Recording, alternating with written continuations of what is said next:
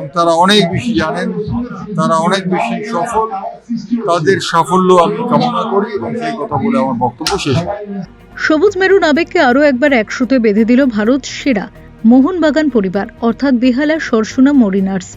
রবিবার সন্ধ্যায় কলকাতার ঐতিহ্যবাহী কলিকাতা স্পোর্টস জার্নালিস্ট ক্লাব প্রাঙ্গণে আয়োজিত হল সংস্থার বিশেষ গেট টুগেদার এবং আই কার্ড বিতরণ অনুষ্ঠান। প্রাক্তন ও বর্তমান সদস্যদের মিলন মেলায় জমে ওঠে এক প্রাণবন্ত সন্ধ্যা। অনুষ্ঠানের অন্যতম আকর্ষণ ছিল বিশেষ সংবর্ধনা পর্ব। ভারতীয় ফুটবলে অসামান্য অবদান এবং সবুজ মেরুন জার্সিতে তার স্মরণীয় কৃতিত্বের স্বীকৃতিস্বরূপ সংবর্ধিত করা হয় কিংবদন্তি ফুটবলার দীপেন্দু বিশ্বাসকে। একই সঙ্গে দীর্ঘদিনের ক্রীড়া সাংবাদিকতায় গুরুত্বপূর্ণ অবদানের জন্য সম্মানিত করা হয় প্রবীণ ক্রীড়া সাংবাদিক জয়ন্ত চক্রবর্তীকে।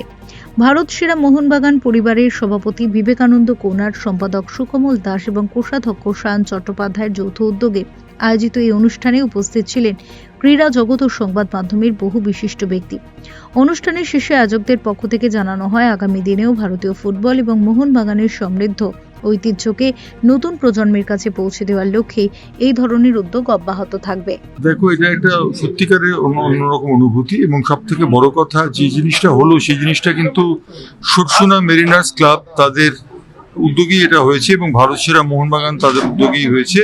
এবং সব থেকে বড় কথা যে তাদের যে উদ্যোগ এবং তাদের উদ্যোগে আমাকে এবং দীপেন্দুকে দুজনকে সম্বর্ধিত করেছেন তারা এক ব্র্যাকেটে রেখে। এবং সব থেকে বড় কথা সাংবাদিকতার ক্ষেত্রে আমি যে গৌরব অর্জন করেছি, আমি সেটাকে গৌরব বলি না, আমি বলি যে একজন সাংবাদিক যে বয়স হলেও সে সক্রিয় থেকে যায়। আমিও সক্রিয় আছি এবং আগামী দিনেও সক্রিয় থাকবো। জনতার সেবা করাটাই আমাদের সব থেকে বড় ধর্ম।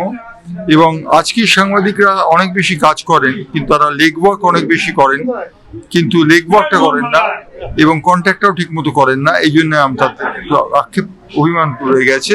তা সত্ত্বেও বলতে পারি যে আজকের সাংবাদিকরা তোমরা অনেক বেশি জানেন এবং তারা অনেক বেশি জানেন, তারা অনেক বেশি সফল। তাদের সাফল্য আমি কামনা করি এবং সেই কথা বলে আমার বক্তব্য শেষ করি। Bureau report, channel 10।